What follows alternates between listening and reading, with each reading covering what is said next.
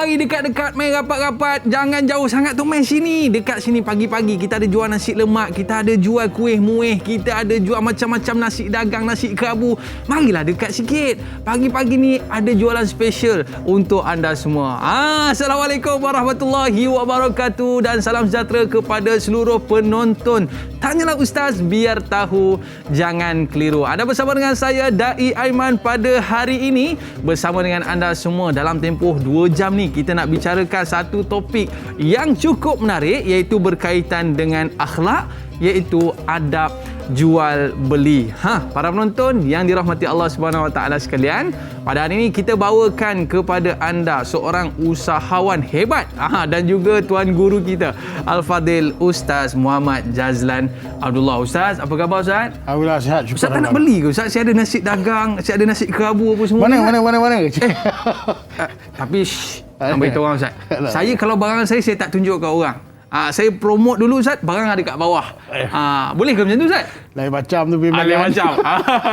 Okey baik Ustaz. Pada hari ini kita nak tanya sebanyak-banyaknya kepada Al-Fadil Ustaz tentang adab jual beli. Maklumlah Ustaz, ya, teknik jual beli ni dah macam-macam gaya sekarang. Betul. Ada yang direct selling, ada yang macam-macam style dekat internet dan sebagainya. Tapi pastinya dalam Islam ada menggariskan bagaimanakah cara untuk kita menjaga adab jual beli. Supaya apa? Supaya setiap jual beli kita ini menepati syariat Islam. Baik Ustaz, para penonton kita dah menderu-deru dah soalan yang masuk bersama dengan kita pada hari ini. Boleh kita raikan soalan yang pertama Ustaz bersama dengan Mas Ripah Nur Ustaz. Ya. Okey, baik. Assalamualaikum Ustaz dan Nai serta semua kru. Tanyalah Ustaz, apakah pengertian jual beli menurut syariat dan bagaimanakah syarat-syarat jual beli dalam Islam agar transaksinya sah, sesuai dan menepati syariat? Dan yang kedua, apakah adab-adab jual beli yang perlu kita semua tahu untuk mendapat keberkatan dalam rezeki, sama ada seorang itu menjual ataupun membeli? Mohon pencerahan Ustaz. Terima kasih. #biar tahu jangan keliru. Silakan Ustaz. Bismillahirrahmanirrahim. Assalamualaikum warahmatullahi wabarakatuh. Yang saya muliakan Dai Aiman, Muslim-Muslimat sedang menonton yang dirahmati Allah sekalian. Alhamdulillah, pertama-tama kalinya sama-sama kita panjatkan syukur kepada Allah Subhanahu Wa Taala. Pada pagi yang mulia ini dapat kita berhimpun dan berkumpul dalam program Tanyalah Ustaz biar tahu jangan keliru. Mudah-mudahan kita semua diberkati oleh Allah Subhanahu Wa Taala. Dan bersyukur kita di atas segala nikmat yang telah Allah kurniakan kepada kita. Alhamdulillah, masih juga Allah panjangkan umur kita khusus dalam mentaati Allah. Masih Allah kurniakan kita rezeki halal banyak lagi baik. Masih Allah kurniakan kita pelbagai kesempurnaan nikmat. Masih juga diberi makan, pakai, kesihatan dan pelbagai kesempurnaan nikmat, khususnya nikmat iman dan Islam dan nikmat beramal itu sendiri. Mudah-mudahan yang berkata-kata ini, mendengar kata-kata ini, kita semua menjadi hamba Allah yang bersyukur. Dan sama-sama kita banyakkan doa bermohon kepada Allah. Mudah-mudahan kita semua jauh daripada sifat kufur kepada Allah Subhanahu Wa Taala. Amin ya rabbal alamin. Amin ya rabbal alamin. Ibu-ibu, ayah-ayah sedang menonton Dai Aiman yang dirahmati Allah sekalian. Bila kita membincangkan bab berkaitan dengan jual beli, sebenarnya tajuk ini hampir dengan kita. Dan hampir setiap hari kita berurusan dengan jual beli, dan hampir juga setiap hari kita pelbagai cerita dan pelbagai kisah dan pelbagai kerenah dalam berkaitan dengan hal berkaitan dengan jual beli. Baik, bila kita sebut hal berkaitan dengan jual beli, maka kita kena faham Islam ada memberi kita satu bab, iaitu disebut sebagai bab muamalat. Bab muamalat ini yang akan memandukan kita untuk terus kita memahami hukum hakam dan adab dalam berjual beli. Bila kita balik kepada soalan daripada Mas Rifah tadi, betul? Mas Rifah tadi. Bab berkaitan dengan apakah yang dikatakan jual beli mengikut syarak. Kalau kita lihat yang dikatakan takrif jual beli itu sendiri, iaitu akad dalam menukar sesuatu harta yang bernilai dengan harta yang bernilai. Harta itu bernilai juga kan, atas tujuan pemilikan. Maknanya kita tukar kita punya harta kepada orang lain dengan harta itu bernilai. Dengan apa? Dengan akad. Dan tujuan apa? Untuk pemilikan. Itu bab berkaitan dengan maknanya. Baik, kalau kita bincangkan bab berkaitan dengan rukun jual beli dan syarat-syaratnya, saya nak sebut di sini ada 4 perkara yang kita kena faham. Perkara yang pertama, dalam rukun jual beli dia ada penjual dan pembeli. Okey, syarat sah dia macam mana?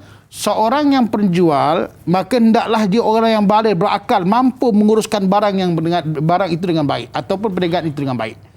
Jadi maknanya kita kena faham satu. Dan begitu juga yang dikatakan penjual dan pembeli syarat sahnya juga dilakukan dengan kemauan sendiri. Maknanya bukan paksaan. Ahli dalam Islam kena faham tau. Bukan saya paksa Aiman suruh jual dengan saya, tak. Maknanya dengan sendiri kita relati nak jual, nak beli. Okey? Dan begitu juga, kalau kita tengok bab fiqh, maknanya penjual dan pembeli adalah dua individu yang berbeza.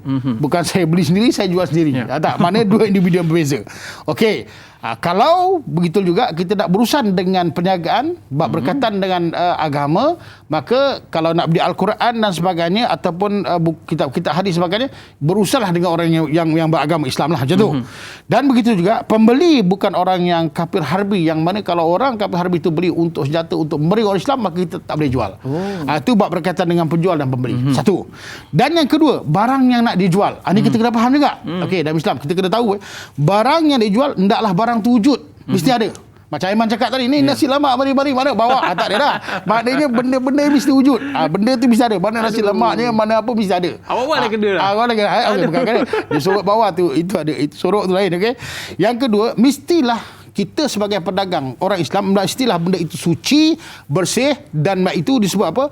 Bukan benda yang haram. Ini kena faham betul. Dan barang yang kita nak jual ni juga iaitu apa? Hendaklah barang yang berfaedah. Iaitu barang yang berfaedah dan dia ada nilaian daripada sudut syarak. Maknanya dia ada nilai berfaedah. Jadi kalau saya jual satu barang ke Aiman tu, benda yang boleh digunakan, boleh dipakai, boleh jadi manfaat. Betul? Okey. Dan begitu juga kalau barang jualan ni juga hendaklah kita kepunyaan kita sendiri ataupun makna kita wakilkan. Ini benda yang kita tahulah. Bersifah ni kalau tanya banyak kita jawab ni. Okey, ni kira betul ni, bagus juga ya. Okey. Dan akhirnya itu apa? Barang jualan ini hendaklah diketahui iaitu apa kadarnya dan sifatnya dan jenisnya. Memang nak jual apa? Nak jual kereta. Kena tahulah kereta ni jenis apa. Ini kat mana? Ini macam mana bentuk dia? Kita kena tahu. Kalau kita seorang penjual. Aiman ingat nak jual barang, jaga baik-baik. Nanti kita jual barang. Ini susu cap apa? Ini susu cap apa Cap apa ni? Tapi baguslah. Ingat baik-baik Itu syarat sah jual tau. Maknanya barang kita mesti tahu barang kita nak jual. Jangan main suka-suka je. Faham Faham, Zat? Okey. Saya nak jual pen. Pen apa? Pen ni dia ada 4 warna. Dia apa? Jadi tak tahulah, tapi okey bagus lah ni. Dia bukan okey. Kita kena faham. Okey. Lepas tu berkaitan dengan harga. Ini harga ni sensitif. Memang harga. Maknanya kalau kita berkaitan dengan harga ni, kita kena jual dan kita kena tahu iaitu apa? Nilaian tu yang kita faham. Bayaran tu mesti jelas. Berapa yang ditawarkan dan sebagainya. Maka kita kena tahu hal demikian. Tak kiralah nak bayar cara tunai, nak bayar cara hutang dan sebagainya, itu kita boleh cerita belakang. Tapi syaratnya begitu. Dan ingat, yang akhirnya yang paling penting iaitu apa? Ijab dan kabul. Ijab dan kabul ni maknanya lafaz tawaran itu ijab, iaitu lafaz terima itu kabul, ataupun disebut apa? Mu'attah. Iaitu mu'attah ni kita akan cerita iaitu apa? Terima juga bab berkaitan dengan isyarat atau bab berkaitan dengan perbuatan. Maknanya kita tak boleh juga cakap mana saya beli dan saya jual, tapi kita mu'attah ni maksud dia apa? Kita rela dan maknanya reda, ataupun disebut sebagai perbuatan maknanya berjauh. Okey, macam tu. Macam kita kat Europe kan, kalau kita minum-minum kan kita tak perlu, kita taruh duit, kita jalan. Maksud ada redha bi redha. Nanti kita akan bincang hal ini. Jadi syarat dan takrif ni kena penting. Sebab apa? Kita nak melakukan penjualan dan pembelian ni, kita kena tahu bagaimana yang dibenarkan oleh Islam. Dan Islam memang ada guide kita. Satu bab yang kata bab muamalat, untuk kita terus jadikan perniagaan itu, jual beli itu sebagai satu ibadah. Ya, yang paling penting Ustaz, kita nak biar harta kita itu berkat dengan apa yang kita jual. Tapi Ustaz, dalam nak mencapai berkat ni mestilah ada adab-adab, betul Ustaz Betul. Okey, baik para penonton, jangan ke mana-mana. Nak tahu apakah dia adab jual beli? Kembali selepas ini. Tanyalah Ustaz biar tahu, jangan keliru.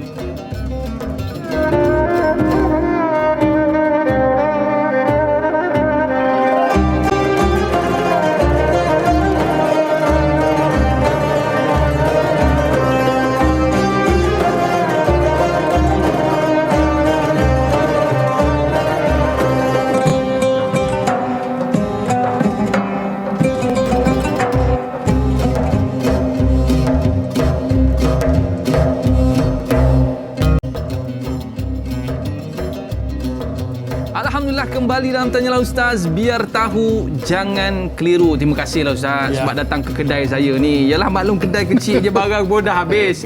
Kan? Jual sekejap dah habis dah kan? Sebab apa Ustaz? Sebab kita takut kalau buat banyak-banyak nanti orang tak beli pula. Tapi orang marah kat kita Ustaz. Sebab apa? Barang tak banyak. Jadi mereka nak makan dah tak ada. Biadab betul lah pembeli ni Ustaz. Suka marah orang. Jadi Ustaz, mungkin Ustaz boleh cerita sikit lah apakah dia adab-adab dalam kita menjual dan juga membeli. Dua-dua kena ada adab Ustaz kan? Betul. Supaya apa? Rezeki kita berkat. Silakan. Cuma nasihat satu je. Apa tu? Nak berniaga jangan takut. Jangan takut. Kalau takut berniaga, jangan berniaga lah. Takut nak buat banyak. Jangan takut-takut kan? Jangan nanti disebut siang takut orang, malam takut hantu. Kita tak ada. Kita bukan macam tu. Orang berniaga jangan takut. Jangan takut. Okey, baik. Ini benda penting sebab kalau kita lihat berkaitan dengan muamalat ini, memang dia ajar dan dipimpin kita bagaimana, iaitu adanya adab jual beli. Saya nak sentuh dua perkara. Pertama iaitu apa? Adab ni jual beli ni pada penjual dan juga adab jual beli ada pada pembeli. Dia ada dua-dua. Okey, pada dua. Baik, kita sentuh berkaitan dengan adab jual beli pada penjual, benda yang penting. Pertama, dia ada 7 perkara, 7 benda. Perkara yang pertama, adab pada penjual, hendaklah dia menawarkan barang yang baik, bagus lagi berkualiti. Ini kena faham. Kalau kita sebagai orang peniaga, tak kira meniaga apa pun, ikan ke nasi lemak ke apa, hendaklah kita menawarkan barangan itu dengan baik, bagus lagi berkualiti. Nak buat nasi lemak, buat betul-betul yang lemak. Jangan pisah. Jangan nasi lemak kita makan. Apa pasal tak lemak? Sebenarnya Ustaz, kalau tak lemak nanti pasal apa? Saya tak nak taruh santan banyak-banyak. Takut nanti apa kolesterol lah tinggi, jaga kesihatan, tiba-tiba pula namanya nasi lemak tapi bukan lemak. Tu macam mana cerita? Lepas tu dia punya alasan takut pasal kita jaga kesihatan. Itu tak betul. Maknanya sebagai peniaga hendaklah menawarkan barang yang baik, bagus lagi berkualiti. Faham Aiman, awak peniaga baik. Okey. Baik punya barang. Okey, satu. Dan yang kedua, hendaklah menawarkan harga yang berpatutan. Kita kena faham, memang tak salah pun kita ambil untung sampai 100% betul, tak salah. Cuma maknanya kita kena berpatutan sebab kita kena faham kita berdepan dengan banyak golongan. Kalau baru ni kita pergi pasar, saya tengok dalam mata saya, iaitu apa? Orang nak belikan, kita nak belikan. Satu pakcik tu dia nak belikan, dia tengok dulu macam ni. Dia tengok ikan, lepas tu dia jalan. Apa yang kita dapat baca? Pasal harga ikan. Sebab itu kita kena faham tau. Kita sebagai peniaga, tawarkanlah iaitu harga yang berpatutan. Faham ini cerita ikan ni sebab apa? Tengok duit lu. Okey, faham Okey, yang ketiga, hendaklah kita sentiasa bertolak ansur, memahami dan sikap terbuka. Sebagai seorang peniaga, hendaklah bersikap tolak ansur. Lebih kuranglah. Kan? Lepas tu apa? Memahami. Kita kena faham apa kehendak pelanggan dan kita kena bersikap terbuka. Ini kena faham tau. Kadang-kadang kalau kita tak faham, tak bertolak ansur, akhirnya kita nak pergi kedai dia pun menyampah. Dek, air kosong dek. Air kosong je. Air kosong je. Air kosong je. Kan? Kalau kau nak cas 50 sen pun tak kisah aku bayar. Aku nak air kosong je. Maklumlah, banyak ubat dah makan. Contoh, dia pun tak faham kita. Tapi betul lah kan, kita minta tisu pun kat situ lah bang. Tolak ansur sikit. Kita ni orang bukan tua. Kita orang remaja lanjut usia. Kadang-kadang nak bangun pun lutut berbunyi. Jadi tolonglah ambil. Tak salah pun. Ni tolak ansur. Memahami dan sikap terbuka. Itu apa? Yang ketiga. Yang keempat, sabar dengan kerenah pelanggan. Layan dengan baik menggunakan bahasa muka yang manis kerana pelanggan adalah sumber rezeki. Ingat Aiman, kalau kita seorang peniaga, muka mesti baik. Kan? Tapi saya tengok kedai-kedai ada satu, saya sebut kedai mamak juga bagus-bagus. Dia makilah apa kau. Ya abang. Tak ada hal abang. Muka ada senyum. Muka ada senyum abang. Bukan ada. Ini cerita. Sebab itu dengan kesabaran melayan pelanggan, layan dengan baik, ini benda yang baik. Betul tau. Sebab kita bukan nak pun, kita nak makan. Makanan tu tak apa sedap pun. Tapi mainlah makan ni lagi. Kita makan pun jadi sedap. Kan? Ini kadang-kadang makan sedap lah, tapi cara layanan muka macam ni, kita nak makan nak telan pun tak boleh lah. Macam tu. Okey, itu punya makan lah. Itu yang keempat. Yang kelima, memberi penerangan yang jelas pada satu barangan. Ini adab. Okey, kita jual apa? Jus mangga misalnya. Jus mangga ini diproses gini.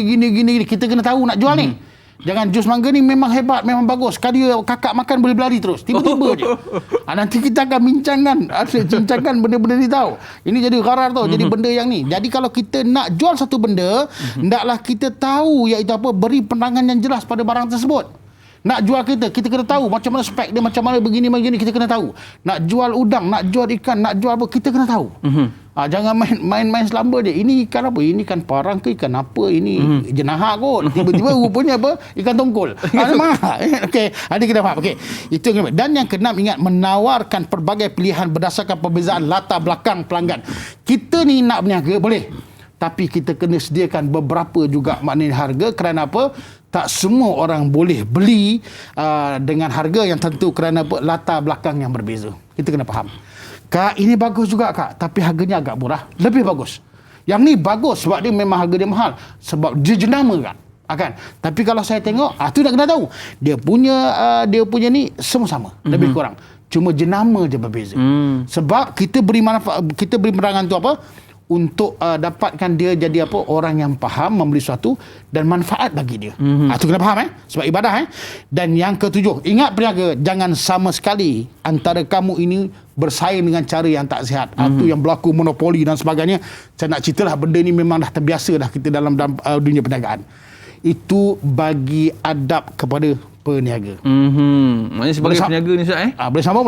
Boleh sambung Ustaz. Boleh sambung. Tapi sebelum tu ada pemanggil kita nak tanya soalan Ustaz. Sebelum kita nak pergi kepada adab pembeli. Ya. Sebab customer always right Ustaz. Okay. Dia nak maki ke, dia nak tunggang terbalik ke, biarkan dia sebab dia customer always right. Betul Tapi Ustaz? kita ada hati dan perasaan juga. Ya, baik Ustaz. Jadi kita sebelum kita nak cerita tentang pembeli, apa adabnya, kita nak bersama dengan Tuan Haji Tukinon. Assalamualaikum. Waalaikumsalam warahmatullahi wabarakatuh. Ustaz dan Dai. Ya, apa khabar Tuan Haji Tukinon? Baik tuan. Okey, sekarang pendekkan cerita Ustaz. Ya. Saya nak tanya, dalam kita berjual beli Ustaz, dah tahu barang tu murah Ustaz, tapi dia tawar lagi. Adakah dalam Islam digalakkan atau dibolehkan Ustaz? Katalah memang dia murah, tapi dia mesti nak tawar. Awak kita memang biasa tawar lah Ustaz kan? Ya. Jadi nak minta pandangan Ustaz, boleh ke dalam Islam digalakkan ke ataupun macam mana? Itu saja soalannya ya. Terima kasih. Okey. Ya, Terima kasih Tuan Haji Tukinon. Betul. Waalaikumsalam warahmatullahi wabarakatuh. Nasi lemak saya Ustaz, RM1.50 je. Ada yang minta RM1 Ustaz. Aduh, dah murah pun dah minta murah lagi. Macam mana ni? Sabar. Saya pun nak sebut kata adab pembeli. Cantik. Kan? Tuan Haji Tukinon, terima kasih dah pemanggil ya, Tuan Haji Tukinon. Okey, ini betul. Maknanya siapa yang tak nak murah? Dan kita ni orang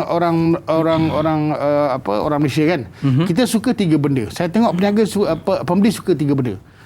Barang murah, okey? Boleh barang murah satu. Barang baik. Yang kedua, yang ketiga boleh hutang. Kau bayar. Kompon sampai rumah barang tu. Macam tu Ustaz kan? Barang murah. Bagus tak? Oh, terbaik. Boleh hutang, boleh sampai rumah barang tu. Ni kita punya biasalah. Saya tengok orang Melayu. Saya orang Jawa lah ni, orang Melayu ni. Okey, baik. Kita sebut berkaitan dengan adab pembeli, termasuk nak menjawab Tuan Haji Tukinon punya soalan tadi. Adab kepada pembeli ni ada 5 benda. 5 perkara yang kita kena tahu. Satu, beli apa yang disebut sebagai keperluan. Ingat baik-baik, kita pembeli tau. Tiap hari kita membeli. Tapi kita kena tahu, asasnya nak beli tu mestilah satu benda disebut sebagai barang keperluan. Ini yang mesti ada pada orang mukmin. Itu adab. Bukan kita main beli saja. Mentang-mentang selipar Jepun tu RM1 kita beli 10. Baru RM50 kan? Lepas tu tak dipakai pun. Yang walaupun murah tapi dia membazir. Anda kena faham. Okey, yang kedua, periksa barang dengan sempurna. Nak beli barang ni kena tengok. Kita ni kena tengok. Sebab tu paling best kalau kita bawa isteri kita pergi nak beli kereta baru. Bila kita, bang, buka apa bonnet depan tu, nak tengok enjin ada tu. Confirm lah enjin ada. Dia buka, dia pun bukan mekanik, tapi tengok, bagus. Tengok skru cukup Ustaz. Horn ada bunyi. Belakang tu exhaust ada dulu. Wow, exhaust ada dulu. Dia pun bukan gerti pun, tapi nak tengok benda tu. Steering ada Ustaz? Steering tu kan. Okey. Benda tu kita kena faham, maknanya nak beli kena periksa betul-betul. Sebab nanti dia ada ungkitan tu kita tak mau.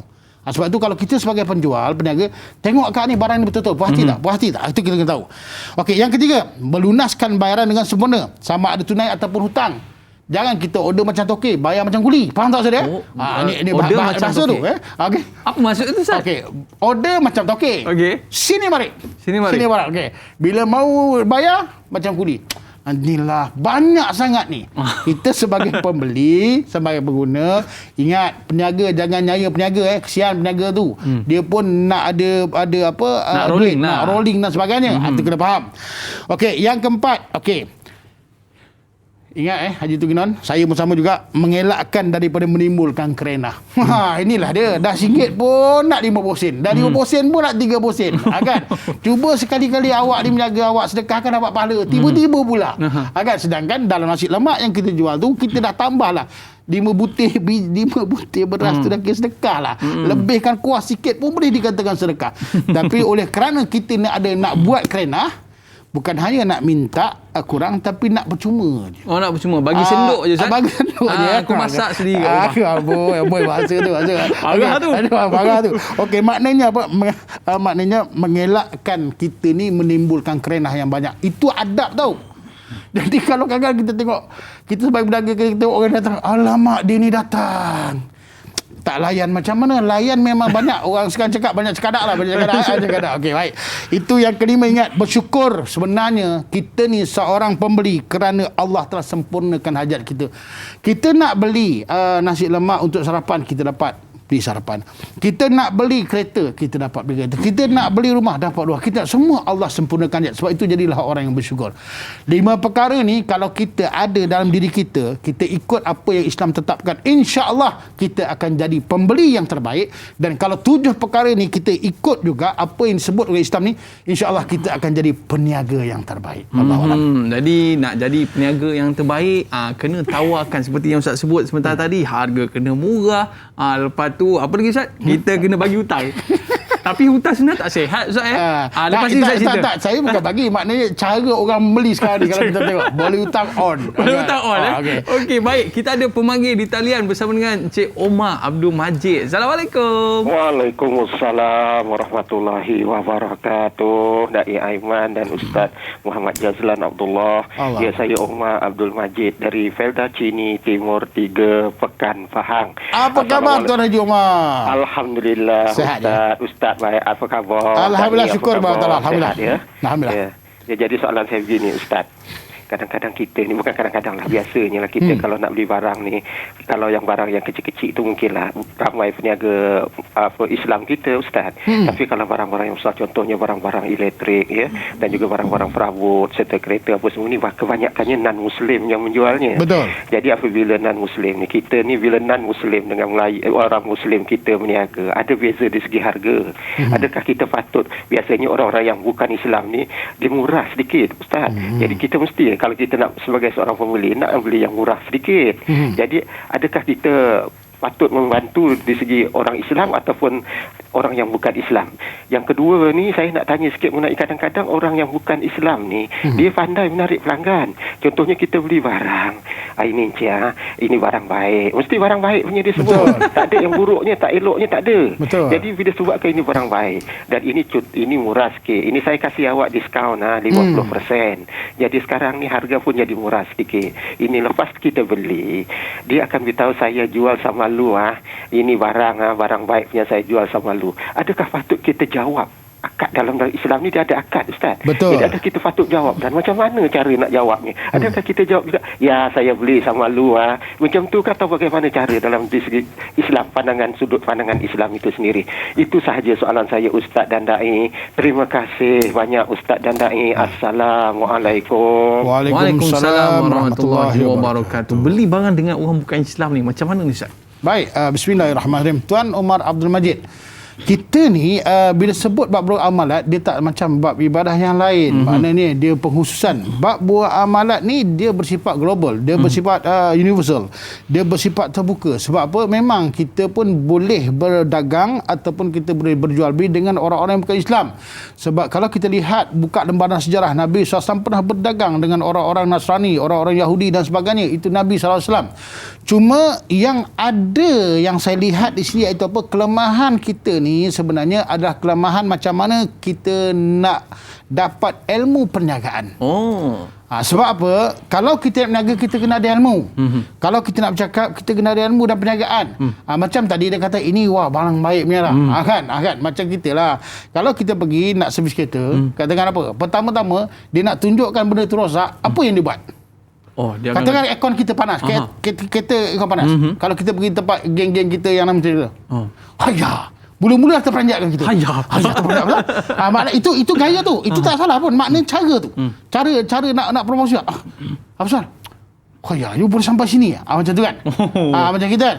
Macam kita pula, ni apa yang kata? Nantilah saya tengoklah. Ini tak tahulah pakcik. Ini apa? Belum kita ni tak tahu macam mana masalah kita. Masalah kita sebenarnya ilmu perniagaan. Oleh sebab itu, kita nak berniaga, kita nak beli dengan orang bukan Islam ke apa, tak ada masalah. Memang tak ada masalah. Yang penting selagi mana barang yang nak kita beli itu, iaitu apa? Halal, baik, bermanfaat, dan benda urusan perjualan beli itu maknanya soreh, nyata, maknanya barang yang kita beli itu dengan harga yang kita nak bayar, tak ada masalah. Memang benda itu ada di dalam garis panduan bab muamalat dalam Islam. Itu tak masalah. Okey, satu.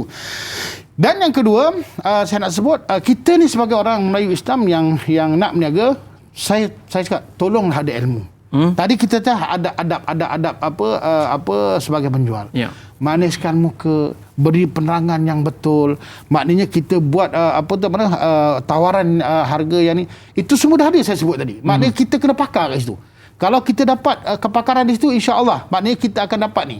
Dan sama ada kita nak beli barang pada orang Islam atau orang kafir, itu masalah, itu bab yang lain. Sebab apa? Kita sebagai pembeli, kita punya pilihan. Sebab disebut beli ini iaitu apa? Innamal bai'u antaradin. Iaitu apa? Sesungguhnya jual beli itu atas iaitu apa? Saling reda meredai. Makna suka sama suka. Tak kisah, kita ada banyak pilihan. Nak beli kalau Islam pun boleh, nak beli orang kafir boleh, tak ada masalah. Bukan Islam boleh, tak ada masalah. Cuma kita ni sebagai peniaga yang menawarkan bahagia barang. Habis. Bab berkaitan yang ketiga itu bab berkaitan dengan apa? Dengan akad jual beli. Okey. Kalau kita lihat akad jual beli ni, akad ni adalah salah satu daripada apa syarat sah jual beli. Kita pun tahu sirah, dia panggil sirah. Kalau dulu memang kita dilatih untuk beli satu barang, kita akan sebut saya beli, saya jual. Benda sirah ini dia tak tertakluk kepada orang Islam saja. Sama orang Islam bersama. Kadang-kadang kita cakap dengan orang Islam, saya beli dia cakap apa? Saya pun tak bagi free lah. Jawapan dia. Itulah sirah maknanya. Rata memang dia tahu, dia pun gurau kat kita kan. Lepas tu saya beli apa saya mau cakap, saya jual. Saya jual. Memang saya jual dengan you pun. Adanya satu, kalau kita buat begitu bagus. Itu sebagai satu dakwah ataupun satu didikan yang menyatakan bahawa sesungguhnya kepentingan berkaitan akad ini memang clear, memang betul-betul jelas untuk transaksi dalam jualan tersebut. Itu penting. Dan begitu juga kalau kita tengok bab berkaitan dengan akad ni juga, bab kecil-kecil boleh lah. Kita bab berkaitan dengan lafaz saya beli saya jual. Tapi bila berkaitan dengan perkara yang besar, rumah, kenderaan dan sebagainya, itu nanti ada akad bertulis. Itu pun akad juga, dipanggil akad bertulis. Maknanya benda tu kita akan bincang lah. Macam mana ada pun nanti kita akan bincang bab mu'attah tu iaitu apa, persetujuan tu pun kita akan bincang yang kemudian insya-Allah. Tapi yang penting akad terpenting, dan kalau dengan bukan Islam pun kita boleh. Sebab itu saya sebut dia lebih kepada mendidik dan lebih sebagai dakwah untuk orang bukan Islam faham. Maknanya seorang Islam nak beli satu barang memang betul-betul clear. Memang ni dia dah beli, ni dia punya, dan apa juga yang dia ambil itu mudah-mudahan jadi manfaat bagi dia. Tapi Ustaz, saya pergi satu kedai ni Ustaz, dia kata, wah, lu punya kereta banyak cantik Tapi ni kalau you tukar ini sport rim lagi ngamuk. Itu Sudah. kaedah tu. Itu kaedah je. Kaedah. Okey, baik Ustaz, selepas ni kita nak tengok bagaimana kepentingan kita beradab dalam jual beli ni, dan bagaimana kita nak tengok setengah peniaga ni Ustaz, dia promosi kau-kau ni Ustaz. Tapi barang tak serupa bikin. Baik, para penonton, jangan ke mana-mana, kembali selepas ni Tanyalah Ustaz biar tahu. Jangan keliru.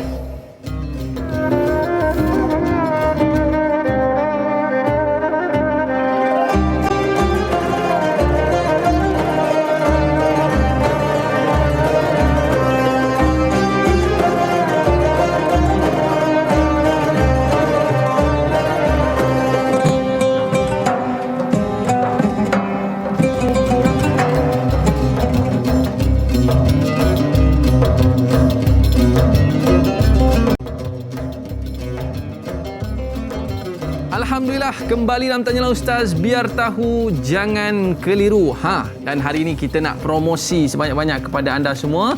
Duduk dalam majlis ilmu, Allah akan permudahkan kita ke syurga. Wow, Allah ada bagi promosi kepada kita Ustaz. Maknanya duduk dalam majlis ilmu ini, Allah akan permudahkan jalan kita ke syurga. Wow. Dan inilah dia, dalam kalau kita lihat perniagaan kita ini, kita perlulah dapat keberkatan, barulah cukup Ustaz. Betul. Ini bisnes kadang-kadang juta-juta tapi masih tak cukup. Tiba-tiba kena gaut Ustaz. Okey, baik Ustaz. Sahabat, kita ada satu soalan yang cukup menarik lah Ustaz ya. Assalamualaikum Ustaz dan Da'i yang dihormati. Adakah dibolehkan kita beli barangan dari seorang di mana kita juga tahu dia melakukan sesuatu yang dilarang Islam seperti berjudi dan juga barang terlarang. Bagaimanakah cara ataupun adab untuk mencari keberkatan dalam jual beli? Mohon pencerahan Ustaz, jazakallahu khairan katsira. Kita tahu dah Apek ni memang kaki minum, kaki judi Ustaz. Dia tiba datang kedai kita nak beli barang kat kedai kita. Dia beli barang Ustaz, dia bagi duit dekat kita. Duit tu pun kita ngeri juga nak pakai Ustaz. Macam mana tu Ustaz ya? Baik, bismillahirrahmanirrahim. Okey, bab berkaitan dengan katalah orang ni kaki judi dan sebagainya, itu sebenarnya itu personal.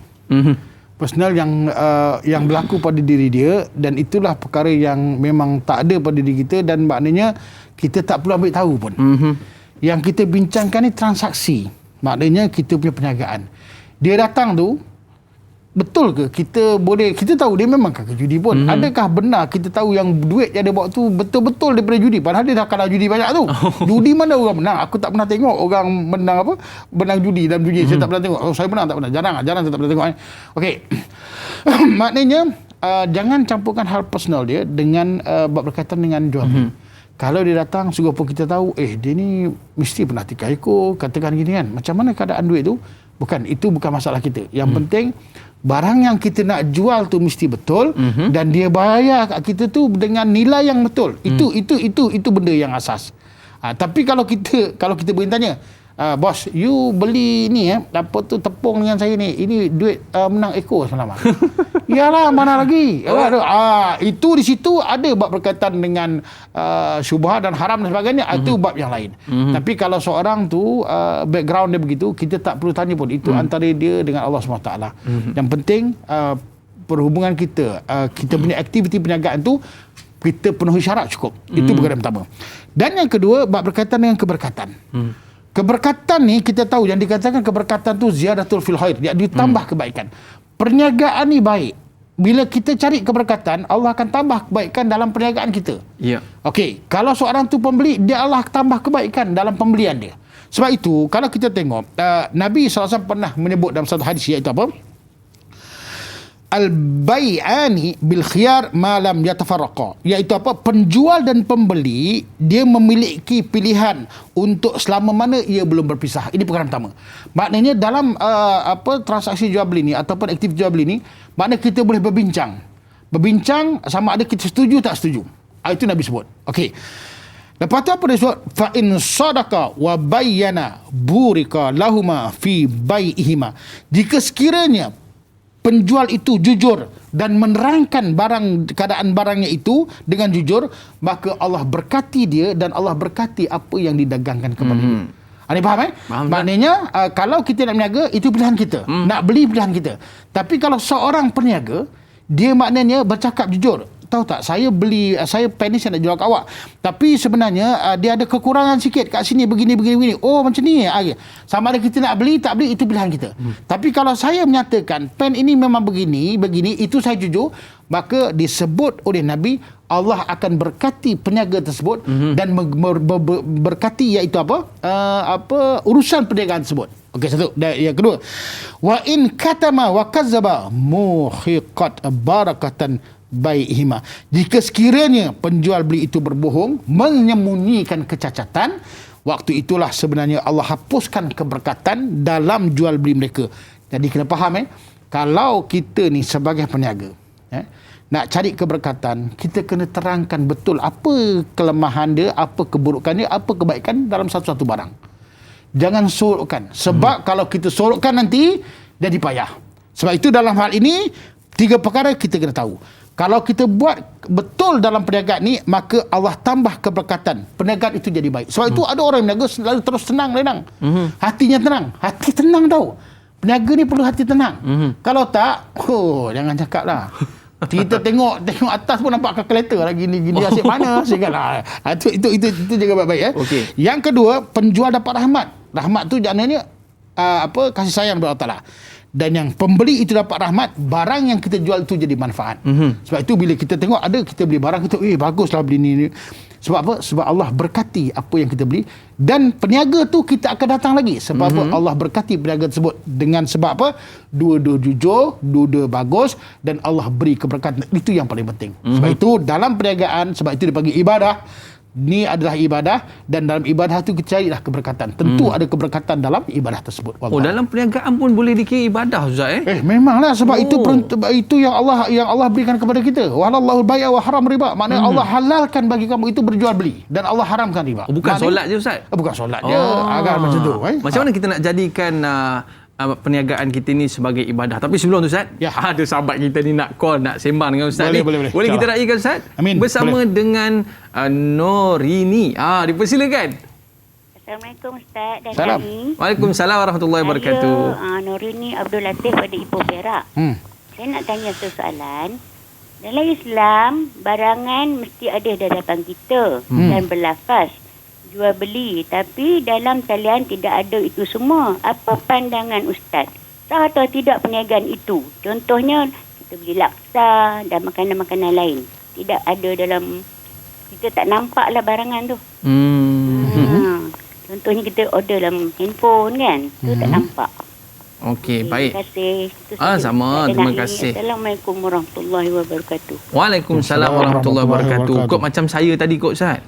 Jual satu barangan tapi kita tak nampak barangan tu. Dia tulis itu, Ustaz, mi ataupun laksa je. Betul. Tapi tak ada gambar, tak ada apa. Sampai-sampai kita tak tahu macam mana rupa dia. Macam mana tu, Ustaz? Ini berkaitan dengan penjualan online. Betul Okey, penjualan online ni dia ada keharusan dia. Sebab apa? Sebab kat situ kita tengok dia ada redha bireda juga. Lepas tu dia ada disiplin dia. Kalau disiplin ni kita patuhi, sebenarnya benda itu jadi halal dan jadi bagus. Sebab apa? Kalau kita tanya tengok gambar, betul, kita beli dekat macam-macam sekarang ni apps banyak. Lepas tu kita tengok tawaran banyak dekat talian dan sebagainya. Kalau kita beli, jadi sah tu apabila 8 perkara benda ni, 8 disiplin tu kita patuhi. Okey. Yang pertama, dengar Kak maknanya tadi apa Kak Norini. Okey. Yang pertama, kita nak buat bisnes online ni sah dan dapat keberkatan, iaitu jenis barangan dan jenis barangan yang jelas dan spesifik, iaitu betul-betul jelas. Kalau kita nak jual laksa, inilah jualan laksanya. Okey, katakan kita gambarkan laksa tu, kan. Kita tengok bentuk ni macam ni. Kita dapat tu macam tu, itu boleh. Jangan pula laksa kan, sekali kita dapat rupanya ciput je, itu jadi salah lah. Ini kita kena tahu disiplin dia. Yang kedua, harga hendaklah dimaklumkan awal. Kak kena faham dimaklumkan awal, tak ada cas terselindung. Okey, beli laksa RM5 kan, tapi ingat kos penghantaran RM2, itu kena jelas. Bagi tahu siap-siap. Bagi tahu siap-siap. Jadi kita bayar RM7 macam tu. Kalau dia kata RM5, lepas tu kena bayar, tadi bayar. Itu jadi gharar. Jadi maknanya tak jelas dan sebagainya. Itu jadi salah. Ini dari disiplin dia. Dan yang ketiga, bukti redha atas persetujuan jual beli. Maknanya kalau kita redha macam mana? Kita kita setuju beli, kita tekan yes atau ni. Maknanya kita setujulah. Kita setuju, dia tawarkan, kita setuju. Itu makna jadilah transaksi aktiviti jual beli. Itu makna kita memang setuju. Kan? Bukan anak kita yang main telefon, kenapa barang sampai? Upah anak lah buat. Kan? Awak dah order. Upah anak kita yang order. Sekarang pun main anak-anak pandai. Anak-anak pandai. Cukup bagus. Okey. Jadi sah ni macam mana? Kalau ada bukti penghantaran dan penerimaan dua-dua pihak. Sebab itu kalau orang hantar kat rumah, kan kita kena sign juga kan? Ataupun dia ambil IC kita, itu bukti. Ini nak sebut boleh ni? Boleh. Bukan tak boleh. Ni boleh. Okey. Dan yang kelima, segala cas tambahan hendaklah dimaklumkan awal. Itu tadi saya sebutlah. Okey. Dan kita setuju. Harga, saya tengok kita ada harga Biryani Gum, saya beli itu, harganya RM24. Penghantaran tu RM22. Setuju tak setuju? Tak setuju saya. Kalau tak setuju tak jadilah. Tapi kalau tak apa, saya setuju. Jauh kot, berapa? Jauh kot. Jauh lah. Maknanya boleh bayar? Tak ada masalah. Maknanya boleh. Jadi harus dan sebagainya. Okey, tawar-menawar itu memang ada dalam Islam. Jangan beli, kena tawar dulu. Okey. Dan yang ketujuh, kedua-dua pihak makna setuju. Setuju. Dan akhirnya itu apa? Pihak yang menyebabkan kerosakan dia kena ganti. Contohnya kita tadi nak beli Biryani sampai tengok dah terkepek dah macam tu. Alamak. Maka waktu tu kita tak boleh terima sebab apa? Sebab dia kena hantar balik sebab benda ni rosak. Lain kalau kita ada redha biredha tak ada masalah. Jadi ada 8 disiplin ni kita kena tahu. Baru maknanya benda perniagaan online tu boleh jadi halal dan dapat keberkatan. Tapi salah satu gugur daripadanya, maka waktu tu takut ada gharar. Ada benda yang tak jelas. Okey, baik Ustaz. Jadi walaupun saja kita promosikan, tapi Ustaz tadi saya suka satu perkataan yang Ustaz sebutkan, yang penting kita redha sesama, penjual dan juga pembeli. Yang macam, bos boleh tak? Tadi ada pecah sikit lah bos. Okey ke? Tak apalah, cincai-cincai lah. Boleh lah kan? Jadi bila redha tu selesai. Tapi cincai-cincai tu mesti dia juga. Cincai dia juga Sebab pun Ustaz, kita pun tak nak menyusahkan penjual. Ya, betul. Ustaz. Hujan-hujan pun hantar makanan juga. Betul. Baik Ustaz. Para penonton, jangan ke mana-mana. Selepas ini, kita kembali tanya Ustaz biar tahu. Jangan keliru.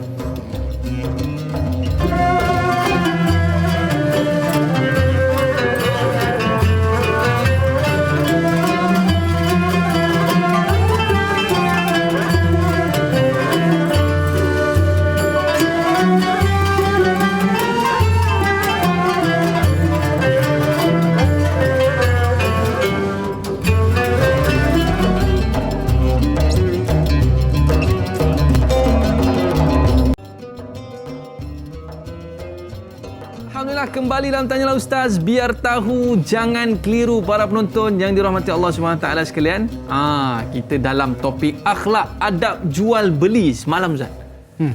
Saya jumpa nasi lemak harga dia RM9. Tapi free teh tarik. Tapi saya silap Ustaz. Rupanya saya tanya dalam hotel Ustaz. Tapi kalau macam tu tak apalah Ustaz. Mungkin ada orang kata servis charge dia, ada tempat dia yang selesa dan sebagainya. Baik Ustaz, tak apa. Selepas ini yang penting redha tak payah. Redha lah Ustaz. Okey, terbaik tu. Tempat dia selesa kan. Sekali-sekali. Baik Ustaz. Kita nak bersama dengan pemanggil di talian Kak Yat. Assalamualaikum. Waalaikumsalam, Dr. Aiman. Ya Kak, apa khabar? Alhamdulillah, terima kasih. Silakan. Assalamualaikum Ustaz. Waalaikumsalam warahmatullahi Kak Yat. Kak Yat ada soalan. Kak Yat pernah tolong kawan berniaga. Dan kadang-kadang Kak Yat ni mungkin ada macam kita ada buat lelongan sikit. Jadi Kak Yat nak tanya, apakah adab dalam kita buat lelongan tu, sama ada kita boleh terlebih-lebih ke atau bagaimana? Dan soalan kedua, kadang kita ni pergi luar negara, adalah rezeki lebih sikit, kawan kirim. Tapi orang kata kirim dengan air liur, tak bagi duit. Bolehkah adab kita nak markup sikit harga tu Ustaz? Dan soalan ketiga, mohon Ustaz kongsikan tentang doa masuk pasar tu. Adakah terkait dengan adab jual beli ni Ustaz? Itu saja soalan Kak Yat Ustaz. Terima kasih. Assalamualaikum. Waalaikumsalam warahmatullahi wabarakatuh. Ni kadang barang tak apa nak laku dah Ustaz. Ada lelongnya murah-murah. Ada adab tak lelong-lelong tu? Baik. Bismillahirrahmanirrahim. Okey, dalam Islam kalau kita berniaga satu jangan ada gharar lah. Maknanya kita benda tu kena jelas. Jadi tak kisahlah barang tu baru ke atau barang tu all new stock. Atau cakap putih pula. Ada barang lama tapi tak digunakan lagi kan. Jadi daripada ada kat rumah je baik kita jual. Boleh. Sekarang banyak orang jual ni kan. Okey. Nak jual barang saja, apa saja boleh, tak ada masalah. Yang penting benda tu tak haram. Jelas. Okey, benda tu tidak haram. Benda yang kita jual tu tak haram. Dan yang kedua, kita kena jelaskan maknanya barang ni macam mana keadaan dia. Okey. Pertama, benda tak haram. Kedua, barang ni apa? Saya ni sebenarnya pen ni daripada arwah atuk saya daripada tahun 1837. Contoh kan. Ni jenama dia begini. Ni atuk saya beli dekat mana? Dekat Afrika Selatan. Tiba-tiba cerita. Kan contoh. Tapi kalau benda tu betul lah jual. Tak ada masalah. Okey. Dan yang ketiga, harga. Kan? Harga ni sebenarnya dia tidak tertakluk kepada pasaran. Sebab harga kalau barang-barang lama ni atau barang-barang yang berkaitan dengan delongan ni, dia pada mulut. Pada sebutan. Sebab itu dia bermula dengan berapa. Kan. Orang kan kadang-kadang lelong begini. Tak kisahlah berapa tinggi pun. Jadi kalau ada orang setuju nak beli, tak ada masalah. Lepas tu pembayarannya kena jelas. Dan begitu juga kalau kita tengok yang akhir iaitu apa? Ingat mesti akad. Benda ni memang betul saya jual dengan awak begini-gini. Okey, itu settle. Itu bab berkaitan dengan delongan. Yang kedua, bab berkaitan yang apa nama? Orang kirim dengan Ailio ni. Kita markup sikit lah Ustaz. Jauh kot. Jangan cakap markup sikit, markup banyak. Sebab tambang kau terbang aku, kambang hotel ke apa, taksi, tambang nak cek barang kau, lepas tu telefon kau saiz berapa, tu kau kena kira. Kan? Jadi sekarang ni kena jelas. Nak beli, jangan nak jual. Maknanya kita boleh sebut berkaitan dengan kita sebagai ni lah, ejen boleh. Kita nak jadikan kita ni sebagai apa nama orang yang menghantar. Orang menghantar kan? pun boleh. Tak apa, kita boleh ambil semua. Dia punya termas tu boleh ambil. Yang penting kita cakap, okey, saya beli kasut ini $20. Lepas tu saya cas dengan awak $10. Terang sebab apa? Sebab $10 ni saya begini saya cari begini ini kos saya. Lepas tu ada $2 tu kira upah saya lah, boleh tak? Kalau dia setujulah. Kan? Maknanya bolehlah jadi yang tu. Kalau dia tak setuju, kita tak payah jual kat dia pun tak apa. Sebab dia bukan bagi kita duit, dia hanya berpesan. Berpesan tidak semestinya maknanya jatuh jadi penjagaan tak. Maknanya once kita dah belikan, itu barang kita. Cuma ada kau pesan je barang ni. Okey, kalau kau nak, okey, tapi dengan harga sekian. Kalau setuju, tak setuju, kita jual ke orang lain ataupun kita yang pakai sendiri. Bab berkaitan dengan doa masuk pasar, memang ada Nabi bagi kita doa masuk pasar, baca, dan mudah-mudahan kita tidak ditipu dengan gelagat penipuan peniaga-peniaga yang tidak bertanggungjawab. Wallahualam. Baik Ustaz, sebab kadang-kadang orang lelaki ni dia doa juga Ustaz, supaya isteri dia tak berapa nampak barang-barang. Saya kalau nampak barang nanti Ustaz duduk. Isteri ni bagus. Sebenarnya dia bukan tak nampak barang, dia terlampau detail melihat barang sampai dia tak jumpa barang. Ini betul. Isteri jangan marah. Ini memang hakikat awak. Kita tak ada buat apa. Kita orang lelaki, kita rahmati je. Sila. Masalahnya Ustaz, beli berus gigi macam beli rumah. Beli dia punya belik Ustaz. Jadi keras, jadi lembut dan sebagainya. Tapi ni ada satu masalah lagi besar Ustaz. Lemah sikit lah kita bila orang lelaki ni kan. Bila orang menjual barang dengan menggunakan sentimen. Macam-macam sentimen ada. Kadang-kadang saya ni dah 3 hari tak makan. Ustaz belilah pen saya, tapi saya jual mahal sikit RM10. Ada sentimen sedih ke. Betul. Sentimen macam-macam sentimen. Tapi sentimen yang ni kita tengok sentimen dia cukup keras sikit Ustaz. Yang mana kita bersama dengan sahabat kita di Facebook sebentar tadi, dia ada satu soalan bersama dengan Ruby Abu Bakar. Bagaimanakah pula bagi mereka yang berpakaian seksi demi mempromosikan produk serta melariskan produk di media seperti TikTok dan sebagainya? Apakah hukumnya kita sebagai pengguna jika membelinya? Mohon perkongsian ilmu dari Ustaz. Terima kasih, biar tahu jangan keliru. Macam mana ni Ustaz? Aku nak jawab pun susah sebab seksi tu. Sebab seksi tu. Kita sebagai orang lelaki seksa melihat dia. Tak, ini jangan bohong diri tau, jangan bohong diri. Pasal benda ni memang banyak, dekat Kelantan memang banyak. Sebab itu bukan tu saja. Kadang-kadang kita tengok itu yang seksi lah. Yang sentimen macam tadi Dai Yaman kata apa? Tolong saya makan tak ada, minum tak ada 3 hari apa. Itu pun itu juga. Tolong tuan, saya punya ni mahat tahfiz saya begini tuan. Itu pun sentimen macam-macam yang berlaku dan disebut sebagai overclaim. Atau overclaim makna cara buat marketing yang melampaui batas. Jadi kalau kita tengok dalam Islam, kita kena faham tahu, kalau kita nak buat promosi barang, nak marketkan barang kita itu kepada pasaran, jangan sampai kita buat satu perkara yang boleh memperdaya atau disebut manipulasi. Itu makna memperdaya seseorang itu sampai dia dengan tawaran tersebut dia membeli produk kita atau membeli barang daripada kita sebab dengan tipu daya kita. Menawan hati pelanggan. Betul. Ini abang pakai krim bang kan, kulit awak coklat terus jadi macam gebu lah, kata putih macam ni. Tak ada, kalau coklat-coklat je lah maknanya kan, cuma bersih lah sikit kan. Lagi apa katakan apa, beruh gigi, awak beruh gigi ni tumbuh balik gigi awak. Contoh awak sakit kaki makan ubat ni terus berlari, betul terus berlari. Saya dah makan dah 5 botol habis dah, dia biasa 7 botol dah, 5 botol dah rugi dah, tambah lagi 2 botol lagi rugi. Itu yang disebut sebagai haram. Dan Allah berpesan kepada kita dalam surah Al-Baqarah, iaitu ayat 188, iaitu auzubillahi minasyaitonirrajim wala ta'kulu amwalakum bainakum bil batil. Janganlah sama sekali kamu memakan atau mengambil harta orang itu dengan jalan yang salah. Ini jaga baik-baik. Nak buat ni promosi, buat cara jujur, cara betul dan sebagainya, tak salah pun. Tapi yang salah tu iaitu ada unsur penipuan. Kenapa? Kerana unsur menipu tu sebenarnya saja nak mengambil harta orang lain supaya orang lain tu tertipu dan supaya orang lain tu nampak terpedaya dengan iklan-iklan kehebatan kita. Kan? Tengok saya ni dulu saya kurus dah sebenarnya. Saya bila makan ubat ni saya dah jadi macam ni pula. Dah tak ada kurus-kurus pula. Tiba-tiba pula kan. Tak ada kaitan. Sebab itu peniaga kena jujur. Peniaga kena tahu barang yang nak jual tu apa. Dan peniaga kena faham kita nak jual satu barang tu manfaat bagi orang lain. Tolong jaga baik-baik. Kalau benda itu tidak dapatkan manfaat atau merosakkan orang lain, di situ kita akan tanggung berdosa. Itu jaga baik-baik ya. Okey. Jangan overclaim Okay. Saya yalah baru-baru ni, bukan baru-baru lah, sebelum ni ada musim durian Ustaz. Ustaz suka durian Ustaz? Confirm. Tapi tak ajak saya pun. Itulah. Okay. Nanti kalau makan durian belum musim ni, belum musim. Belum musim. Tapi masalahnya Ustaz, ada yang buat promosi Ustaz. Dekat tepi jalan tu letak durian RM1. Betul. Saya berhentilah Ustaz. Saya ingat RM1 pasal murah sangat ni. Betul. Rupanya minta maaf bang, yang RM1 tu bukan yang ni tu, yang kat tepi tu. Yang pecah-pecah. Yang longgok-longgok tepi tu. Boleh ke macam tu Ustaz? Sebenarnya itulah disebut bab berkaitan, dikatakan kita nak memperdaya dengan iklan-iklan macam tu. Bukan awak saja, saya pun dah berhenti. Dia jauh siap break, patah balik lah. Ke tempat yang sama. Tempat mungkin tempat sama kot.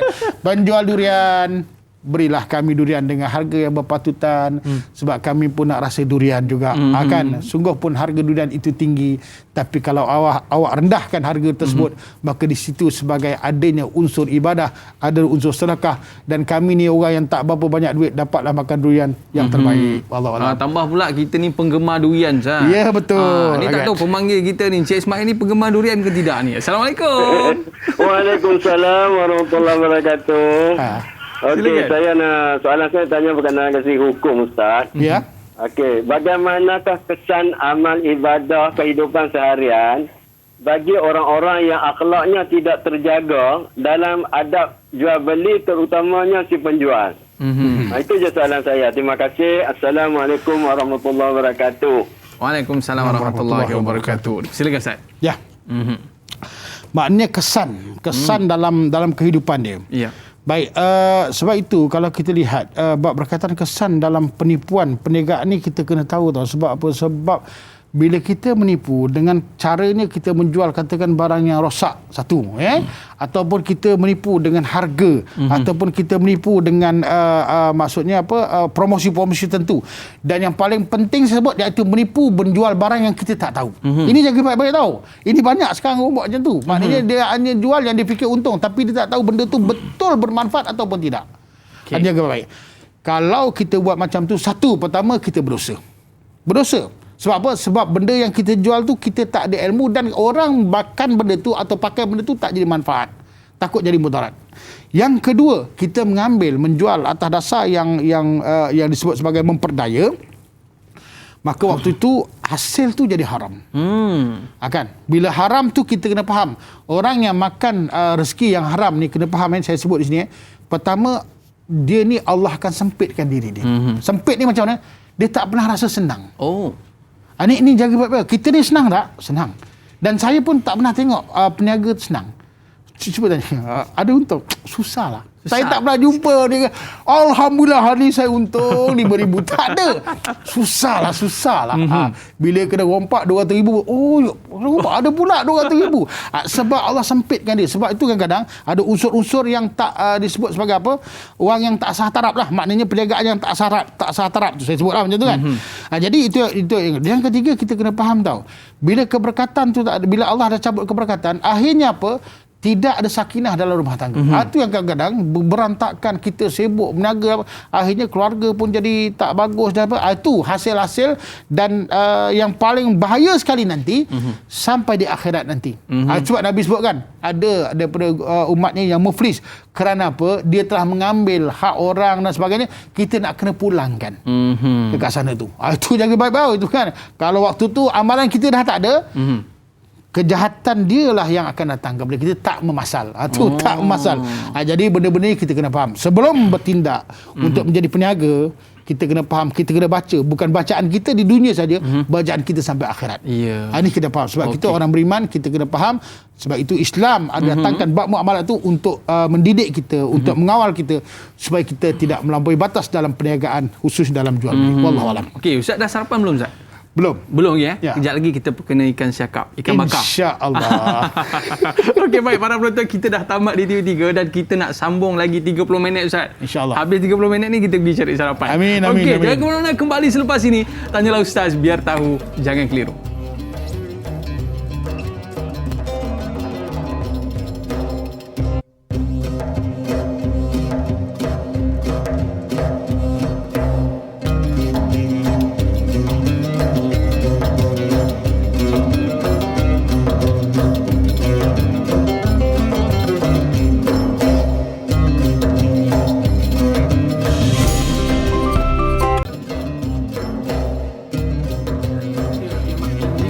Kembali dalam Tanyalah Ustaz, biar tahu jangan keliru. Terima kasih kepada para penonton yang terus setia bersama dengan kami pada hari ini. Dan kita dalam topik akhlak adab jual beli bersama dengan Fadil Ustaz Muhammad Jazlan Abdullah. Ustaz, ya.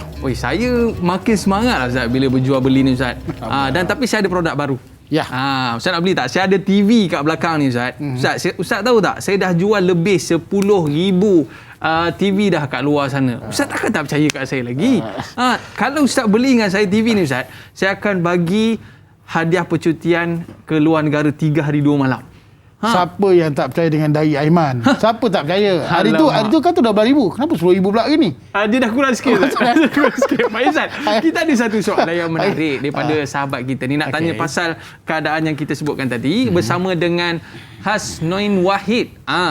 Soalannya adalah Rasulullah SAW pernah bersabda dalam satu hadis yang berbunyi, janganlah kalian banyak bersumpah ketika berdagang. Okey, soalan saya Ustaz, bolehkah Ustaz perjelaskan lebih terperinci mengenai sumpah itu, dan apa pandangan Ustaz dengan perniagaan online iklan lebih tapi bila barang sampai keadaan di sebaliknya pula? Adakah ia termasuk sumpah berdagang maksud hadis tersebut? Mohon pencerahan Ustaz. Sekian, terima kasih. Dipersilakan Ustaz. Baik, bismillahirrahmanirrahim. Hasnain Wahid. Okey, benda ni memang berlaku dalam terkini perniagaannya. Okey, kalau kita tengok orang ni, dia nak melakukan perniagaan ni banyak cara. Ada yang disebut sebagai tawaran yang hebat-hebat lah. Tawaran macam tadilah. Beli TV dapat pergi umrah. Lepas tu beli TV dapat pergi Bali. Contohlah, mana-mana lah kan. Okey, tu tawaran. Lepas tu sumpah. Kalau nak tengok sumpah yang terbaik orang Arab. Orang Arab kalau pergi mana-mana, kita pergi Mesir, wallahi itu Allah, memang itulah cara dia pun kan bersumpah. Dan satu lagi tipu helah juga kan. Ini beli Ustaz ini kita punya ni barang dah 1,000 orang beli dah. Dah melahir Kalau masuklah kita punya pusat dah 1,000 orang, kita melahirkan 1,000 orang jutawan. Suka-suka engkau je. Tu saya cakap suka-suka engkau je. Jaga baik-baik tahu. Saya nak sebut di sini bukan saya cakap, Nabi yang sebut. Nabi sebut satu hadis yang diriwayatkan oleh Ibn Hibban. Nabi sebut, "Man ghassana falaysa minna." Lepas tu, wal makru wal khida'u finnar. Nabi sebut dalam hadis yang jelas ini, barang siapa yang menipu, mereka bukan daripada golongan kami. Maksud golongan kami ni bukan cara orang mukmin berniaga. Faham tak maksud dia? Orang mukmin dia tak macam tu. Dia akan benda ni memang jelas dan sebagainya. Ini main promosi-promosi macam ni, macam nasi lemak tadi sebut kan. Sekali sampai ciput je kan. Macam tu. Tak ada. Ini bukan kaedah orang mukmin berniaga dan bukan kaedah Islam mengajar bab muamalat begini. Kita kena jelas, terang dan nyata. Tidak ada penipuan, tipu helah, tidak ada sumpah palsu dan tidak ada makna tawaran yang bukan-bukan. Yang bukan-bukan tu, bukan-bukan kan. Okey. Lepas tu apa Nabi sebut? Okey. Wal makru, iaitu orang yang melakukan penipuan dan memperdayakan, maka tempatnya dalam neraka. Ini jaga baik-baik tahu. Sebab kalau kita lihat hadis ini, iaitu apa? Mereka telah melakukan dosa besar. Dan 5 perkara kita kena tahu orang yang buat hal demikian. Yang pertama, mereka ini yang buat, katakan tadi, sumpah palsu, tipu helah dan sebagainya, tawaran yang bukan-bukan tu, maka dia keluar daripada ketaatan. Dah tak kiralah benda tu haram ataupun halal. Yang penting dia boleh jual barang, dia boleh jual produk, dia boleh jual apa benda yang dia nak jual. Dah hilang ketaatan lah. Tak kira halal haram pun. Yang kedua, dia merosakkan hubungan sama manusia. Kan? Sekali belilah TV. Dah TV ingat dia plasma. Rupanya TV tak apa-apa dah. Package umrah tahun 2043. Tiba-tiba pula 2043. Mana dia akan merosakkan perhubungan, bermusuhan antara satu sama lain. Sedangkan adab jual beli ni untuk apa? Mengelakkan daripada apa? Pertelengkahan, mengelakkan daripada permusuhan, mengelakkan daripada pergaduhan. Sebab apa? Sebab itu adab-adab kita kena jaga. Dan yang ketiga, menjadikan seorang itu terbiasa dengan kejahatan. Orang ni dah biasa dengan kejahatan, dia akan buat keburukan. Sebab tu ada orang tipu umrah. Ada orang tipu umrah. Orang tipu, macam-macam orang tipu. Sebab apa? Yang penting dia boleh jual barang, yang penting dia dapat duit kat orang. Yang penting macam mana pindahkan duit Aiman dan poket Aiman tu masuk kat poket saya. Dia jaga baik-baik, kena jaga baik-baik. Okey. Yang keempat, jaga baik-baik, menjadi penyakit budaya yang keji dalam masyarakat kita. Penirasan ni maknanya akhlak dah teruk sangat dah. Dah kalau kita tengok, bukan boleh percaya pun. Kita pun dah tak percaya di antara kita. Macam mana? Kan? Kalau kita pergi dekat China, kita berurusan dengan, saya sebut, pedagang-pedagang Muslim di sana. Pernah satu ketika, saya ditawarkan barang untuk bawa balik. Satu jumlah yang besar. Saya cakap, maaf, saya tak boleh bawa benda ni. Sebab apa? Sebab saya tak cukup duit untuk bawa benda ni balik. Tahu dia cakap, brother, what is your problem, brother? You are Muslim. Macam mana, kakak? Kunci terus. Mana kita nak tahu muka kita tahu kan? Kau ni takut apa? Kau kan Islam. Cuba kita buat kat sini. Sapan, tahu tak sapan? Habis. Akan habis. Dia percaya kan? Macam tu sekali. Sebab Muslim. Macam ni. Ini kita kena faham. Sebab bila benda ni dah tak betul banyak, jadi akhirnya jadi penyakit masyarakat. Pada buruk akhlak kita semua ni. Kita buruk. Okey. Dan yang kelima, ingat, lemah iman, rosak pegangan agama. Sebab itu banyak orang kufur, banyak orang yang rugi. Sebab apa? Sebab bukan masalah kufur dan rugi itu yang dicari, tapi memang dia dapat tu sebab apa? Sebab sifat yang buruk, iaitu menipu, dan akhirnya mereka itu bersumpah palsu dan memberitahu yang bukan-bukan, maka kerosakan itu dapat pada diri mereka, dan dengan bukan diri mereka, akhirnya masyarakat kita menjadi rosak. Antara kita dah tak percaya dan dah tak percaya antara satu sama lain, dan fikir semua orang datang kepada kita nak menipu, dan kita datang kepada orang macam mana kita nak tipu. Akhirnya rosaklah binasa. Sebab itu jaga baik-baik. Sampai Nabi sebut, kalau begini, man ghassana falaysa minna, iaitu siapa yang daripada golongan, bukan daripada golongan kami, maknanya bukan cara orang mukmin itu berniaga. Wallahu a'lam. Baik, kita ada pemanggil daripada Kota Tinggi. Dipersilakan Puan Tia. Assalamualaikum. Waalaikumsalam. Apa Silakan. khabar ni? Baik, alhamdulillah. Apa khabar Ustaz? Alhamdulillah, syukur, sihat. Alhamdulillah. Saya nak tanya soalan Ustaz, boleh? Boleh. InsyaAllah, sila. Saya Miskia Mazuki daripada Kota Tinggi. Okey, teruskan dengan soalan. Contohnya lah, saya jual barang. Okey. Saya jual barang tu, saya beli barang tu harga RM1,000. Jadi, macam diorang nak bayar langsung dengan saya, contohnya dalam masa setahun lah. Jadi keuntungan yang dibenarkan berapakah yang saya boleh ambil, Ustaz? Itu je soalan saya Ustaz. Assalamualaikum. Terima kasih. Rahmatullah. Terima kasih kepada pemanggil kita pada hari ini. Maknanya dia ada satu barang harga RM1,000 Ustaz, tapi orang nak bayar ansur kat dia. RM1,000 ke RM1,000? Rasanya RM100,000 saya dengar dari Ustaz. RM100,000 Kalau berapa banyak keuntungan kita boleh ambil? Dia gini, okey. Bayar ansur ni dia ada kaedah dia, BAA. Tahu BAA? Tak tahu Ustaz. Bayar ansur-ansur. Itu kaedah kena faham. Jadi jadi peniaga kita kena tahu. Boleh BAA, BAA tu bayar ansur-ansur. Alright. Okey. Puan Maskian, tak kisahlah harga barang tu RM1,000 atau RM1,000, maknanya berapa keuntungan kita boleh mana ambil dalam kadar setahun dia nak bayar. Ingat, dalam Islam kalau kita berakad tidak boleh dalam dua perjanjian pada satu akad, maknanya dua harga dalam satu akad. Kalau kakak beli harga tu RM1,000, nak jual dia RM10,000 misalnya, pun tak ada halangan dalam Islam. Yang penting ada rada birada. Sebab kalau kita lihat Islam tak pernah menetapkan iaitu satu harga yang berapa kau nak beruntung, tak menetapkan harga tersebut. Melainkan harga yang ada melibatkan asasi masyarakat. Itu sebab itu kadang-kadang pemerintah ada menetapkan iaitu dipanggil government control price tu kan, maknanya harga yang terkawal. Itu untuk lain. Tapi kalau kita berniaga, kalau kita beli harga barang RM1,000 nak jual RM10,000 pun dia sanggup, tak ada masalah pun. Cuma kaedah tu, kalau nak beli cash kita bagi RM1,000, kalau bertangguh RM10,000. Akad tu kena saya nak beli bertangguh. Okey, katakan akad kita saya nak beli tangguh selama setahun dengan harga RM10,000. Itu boleh sebab akad tu pada RM10,000. Jangan kita buat dua harga dalam satu akad, tu tak boleh. Okey. Tak ada masalah, tidak ada satu ketetapan yang ditetapkan dalam Islam untuk tidak boleh ambil iaitu keuntungan. Contohnya satu ketika Nabi SAW telah memberi 1 dinar kepada Urwah Al-Bariki, maka Nabi suruh Urwah ni beli kambing seekor. Tengok kambing, bagi 1 dinar. Maka Urwah ni pergilah ke pasar. Dengan 1 dinar tu Urwah dapat 2 ekor kambing. Kan? Maka dapat 2 ekor kambing, dia pun jalan nak balik jumpa Nabi. Jadi dapat dalam perjalanan tu ada pula orang nak beli pula seekor kambing tu dengan 1 dinar, dia pun jual.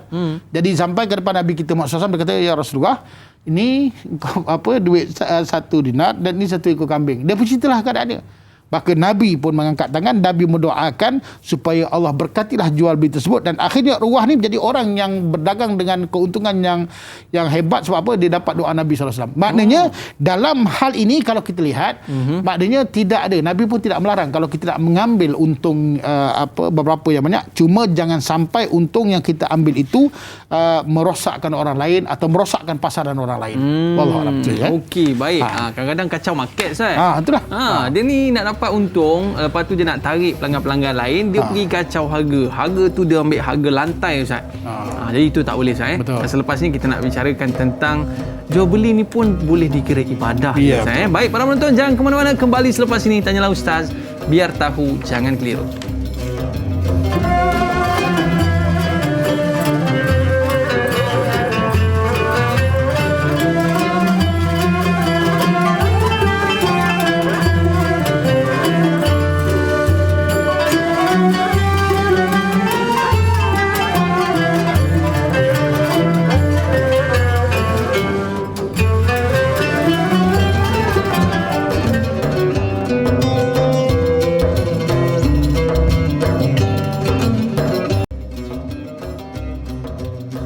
Alhamdulillah, kembali dalam Tanyalah Ustaz, biar tahu jangan keliru.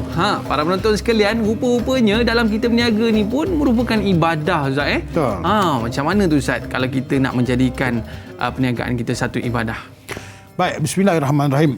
Bab berkaitan dengan berniaga ni termasuk juga dalam hal berkaitan dengan ibadah, kerana Allah Subhanahu Wa Taala menyebut dalam surah Al-Baqarah ayat 275, iaitu a'udzubillahi minasyaitonirrajim, wa halallahu al-bai'a wa harrama riba sesungguhnya Allah menghalalkan jual beli.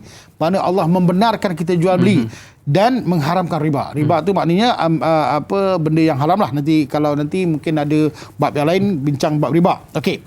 Kenapa benda ni boleh jadi ibadah? Pertama, orang nak jadikan perniagaan ini sebagai sesuatu ibadah, hendaklah ia berniat benar untuk mencari harta yang halal kerana Allah.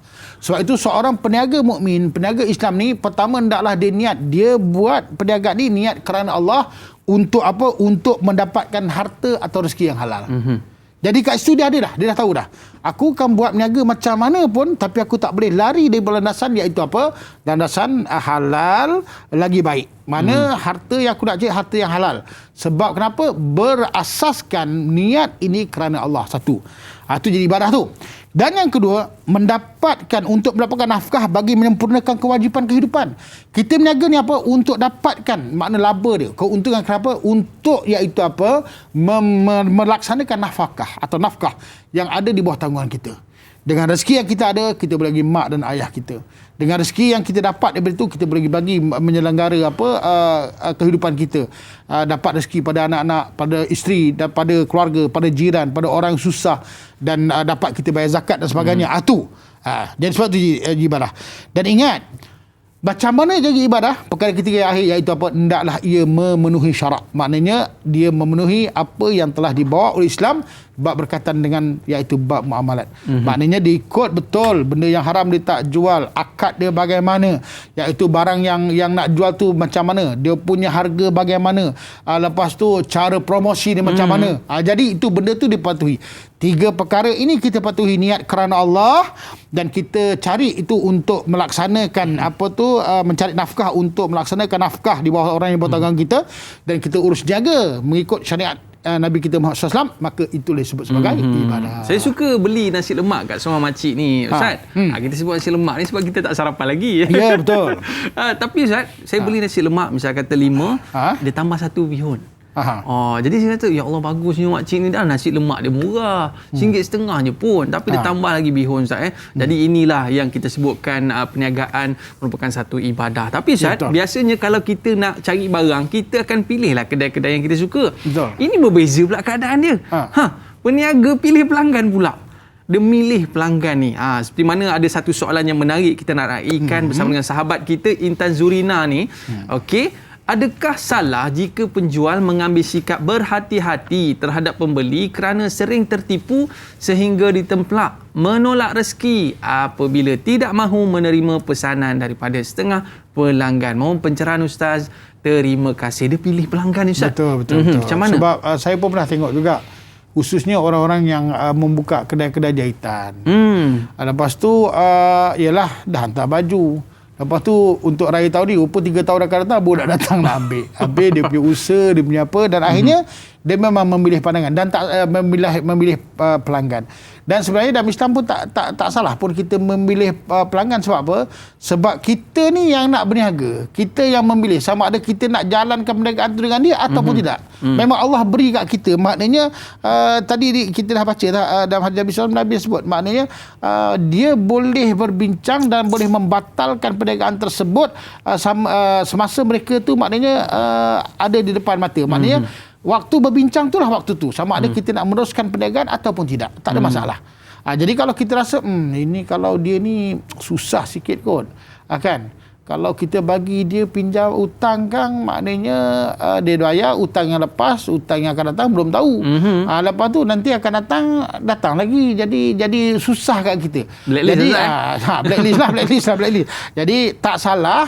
Cuma maknanya kita kena beralas. Dan cakap muka kau ni muka hutang tak payah datang lagi. Maknanya beralas. Mudah-mudahan maknanya minta maaf sebab apa saya tak dapat bagi lagi, dan maknanya kita dapat berurusan niaga lagi sebab apa? Sebab saya ada masalah saya begini. Jadi anda fahamlah macam tu. Ini memang kita kena terangkan jelas supaya dia faham. Kan? Sebenarnya bila awak tak bayar, jadi maknanya kita pun nak berurusan pun payah. Sebab pun saya ada lagi yang saya perlu bayar dengan supplier dan sebagainya. Kita terangkan cara yang betul. Dan dengan tu mudah-mudahan dia faham, dia ingat dan dia tahu, dan mudah-mudahan dia bayarlah. Betul. Macam tu Satu one day nanti saya nak bawa Ustaz makan ikan bakar, Ustaz. Tapi ikan bakar ni kan ikan dia ada sisik, Ustaz. Lain macam ikan bakar tu kan. Sebab tu harga dia untuk have je lah Ustaz ya. Okay. Baik, jadi ada saya pergi hari tu di Skinchan. Okay. Saya makan ikan bakar ni, saya promosi lah orang-orang Skinchan Dia bagus Ustaz, dia letak ikan bakar tu dan dia letak stiker harga siap-siap. RM20, RM30. Betul. Jadi senanglah kita tengok ikut bajet Betul. kita kan. Jadi bagus bila mana kita meletakkan tanda harga tu dengan betul. Tapi ada masalah sikit Ustaz. Betul. Sahabat kita nak tanya satu soalan daripada Nur Asyiki ni. Jika penjual tersebut menipu dalam penimbangan amboi, kemudian dia menjual barangan tersebut, apa kesannya pada pembeli yang membeli barang tersebut? Mohon pencerahan Ustaz. Terima kasih. Bagaimana tu Ustaz? Baik, tadi tu cerita ikan bakar ke nak cerita ni sebenarnya ni? Dia sama tu Ustaz. Okey, lebih cerita kurang. ikan bakar tu bagus. Cuma saya nak betulkan sikit lah. Kepada penjual-jual ikan bakar, saya nak pesan sikit sebab saya ni orang tua satu. Maaf, bukan orang tua. Remaja lanjut usia. Lepas tu kedua, dulu kita memang matematik lemah. Kalau nak buat stiker tu, jangan tulis 100 gram RM20. Jadi saya ingat tu sekilo. Rupanya 1 kilo jadi RM200. Alamak. Baik, ni saya cerita je. Faham tak? Maknanya rahmatilah kami yang tak berapa pakar buat berkaitan dengan matematik sikit. Jadi betul itu macam tadi kan? RM20. Itu 100 gram kan? Betul. Habis kalau 1 kilo apa? 1 kilo dah berapa Ustaz? Dah RM200 kan? RM200. Macam tu lah. Contoh kan? Jadi itu seruan saya. Tak ada kena-mena dengan yang ikan bakar dekat apa tu? Dekat apa? Dekat Skinchan.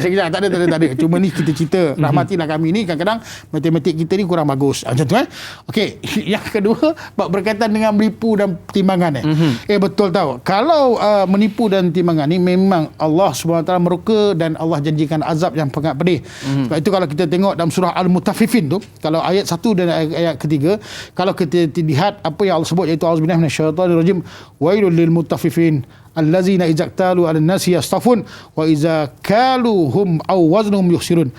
Kecelakaan besarlah bagi orang-orang yang menipu dalam timbangan dan sukatan, iaitu mereka apabila menerima sukatan timbangan di orang lain, mereka mengambil dengan cukup, dan sebaliknya apabila mereka menyukat atau menimbang untuk orang lain, mereka kurangi.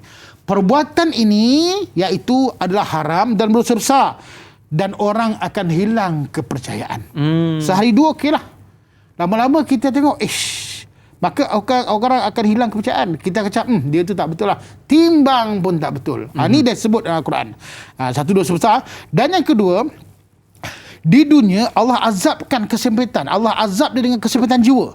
Makna satu, dia rasa tak cukup, dan kalau dia tak menipu, dia rasa tak sempurna. Kalau meniaga tu dapat tipu timbangan tu, jadi nikmat bagi dia. Tu jahat dekat situ tu. Jadi jahat tu maknanya apa? Dia akan rasa tidak sempurna, dan Allah sempitkan jiwa dia. Maknanya dia nak buat baik tu susah. Nak jadi yang baik tu susah. Dan yang ketiga apa? Di akhirat pula besok yang paling susah, azabnya iaitu apa? Maksudnya dia kena pulangkan hak. Hak katakan dia ambil 10 gram dan sebagainya itu nak bawa ke akhirat tu macam mana nak cari satu hal. Kedua, kalau datang tuntutan tersebut, habislah pahala-pahala kita. Ini kena jaga baik-baik. Sebab itu balik semula pada ayat surah Al-Mutaffifin ayat pertama dan ketiga ni, kita perhati betul-betul baik-baik apa yang disebut oleh Allah Ta'ala ni kepada peniaga. Jangan menipu timbangan dan sukatan, sebab bukan hanya kita nanti menimbang dengan cara menipu di sini, tapi besok di depan Allah Ta'ala kita tak boleh jawab apabila Allah menimbang kita dengan amalan-amalan kita. Rupa di situ ada amalan menipu, timbangan dan sukatan, dan telah Allah berikan perkara ini lanjut melalui Nabi kita Muhammad SAW, supaya kita menjadi pegangan, supaya dengan pegangan itulah kita jadi orang yang jujur dan perniagaan. Amin ya rabbal alamin. Kalau kita lihat kepada sirah, bila Nabi SAW membuka apa saja perniagaan, laku keras Ustaz. Betul. Sampai tak cukup stok. Betul. Tapi Ustaz, sahabat kita nak tanya satu soalan. Baik, bersama dengan Hafizi, soalannya, apakah perkara yang paling dilarang dan dibenci oleh Nabi SAW ketika berurus jual beli, dan apakah hikmahnya? Mohon pencerahan Ustaz. Terima kasih. #biar tahu jangan keliru. Baik. Okey, baik Ustaz. Bismillahirrahmanirrahim. Okey, kalau kita tengok apa yang dibenci oleh Nabi sallallahu alaihi wasallam iaitu apa? Iaitu perkara-perkara yang disebut sebagai apa? Sebagai benda yang mungkar. Mungkar ni benda-benda yang tak betul lah dalam perniagaan. Kalau kita tengok Nabi sallallahu alaihi wasallam ni, kalau kita tengok sifat dia apa? Sifat waktu Nabi berniaga, Nabi tak pernah berdebat, Nabi tak pernah menjual satu benda yang buruk. Nabi sentiasa tersenyum, Nabi jujur, Nabi tak pernah bersumpah palsu. Nabi berniaga dengan cara lemah lembut. Lepas tu Nabi bukan hanya mengejar untung semata-mata. Nabi menerangkan barang itu dengan jelas. Keuntungan yang Nabi dapat tu mana untuk dapat manfaat diri dia, keluarga dan sebagainya. Maka itu yang Nabi amalkan. Jadi kalau kita buat selain apa yang dibuat oleh Nabi SAW, maka tetekali itulah kalau kita tahu benda itu akan jadi rosak binasa pada kita. Dan akhirnya ramai orang nak jadi peniaga, ramai orang yang gagal. Kenapa gagal tu? Sebab dia tidak pernah melihat Nabi SAW bagaimana Nabi berniaga. Kenapa para sahabat Nabi, kalau kita tengok para sahabat Nabi banyak yang berjaya. Contohnya Abdurrahman bin Auf, kita tengok Osman bin Affan, Zubair bin Awam, banyak ramai sahabat-sahabat Nabi yang berjaya dalam perniagaan. Kerana apa? Kerana dia melihat Nabi, bagaimana Nabi menjadi seorang peniaga yang hebat, bisnesmen yang hebat. Dia follow apa yang Nabi buat, maka dia dapat kejayaan. Jadi oleh sebab itu, kembalilah kita kepada sirah Nabi, kita tengok macam mana Nabi berniaga, dan kalau kita dapat itu menjadi satu pegangan kita, insya-Allah kita akan jadi peniaga yang berjaya. Yang penting apa yang kita niagakan itu mendapat rezeki yang barokah. Baik Ustaz, kita dah berada di penghujung rancangan, mungkin Ustaz boleh imamkan doa kita Ustaz. Silakan. Bismillahirrahmanirrahim. Alhamdulillah wassalatu wassalamu ala asrafil mursalin sayyidina Muhammadin wa ala alihi washabihi ajmain. Allahumma ighfir lana dhunubana wa liwalidina warhamhum kama rabbawna shighara wa li jami'il mu'minina wal mu'minat wal muslimina wa subhana Allah ya minhum rahmat. Allahumma inna nas'aluka ridhaka wal jannah wa na'udzubika min nushatika wa nar. Allahumma inna nastahfizuka dinana wa anfusana wa amwalana wa ahlana wa awladana kulla shay'in atatana. Allahumma inna na'udzubika minal hamdi wal hadar wa na'udzubika minal ajzi wal kasal wa na'udzubika minal jubni wal bukhli wa na'udzubika min ghalabati ad-din wa qahri rijal. Allahumma ja'al jam'ana hadza jam'an marhuma wa tafruqana min ba'di tafruqan ma'suma. Allahumma inna nas'aluka al-huda wat tuqa wal 'afwa wa ghina. Rabbana hab lana min azwajina wa dhurriyyatina qurrata a'yunin waj'alna lil muttaqina imama. Rabbana atina fid dunya hasanah wa fil akhirati hasanah wa qina adzabannar. Wa sallallahu ala sayyidina Muhammadin wa ala alihi wa sahbihi wasallam. Walhamdulillahi rabbil alamin. Amin amin ya rabbal alamin. Terima kasih kepada Al-Fadhil Ustaz atas penjelasan, dan selepas ini pastikan penjual dan peniaga jaga adab ketika menjual dan membeli. Dan esok temu janji kita, satu topik yang cukup menarik, ya ahlal kubur. Calon terbaik penghuni kubur bersama dengan moderator Da'ianah dan juga panel Ustaz Firdaus Subuhi. Saya Daiman, mohon maaf di atas telanjur kata, terlajak bicara. Lain dakwah, share ilmu, ila liqa, ma'as salamah. Assalamualaikum warahmatullahi wabarakatuh. Jumpa lagi.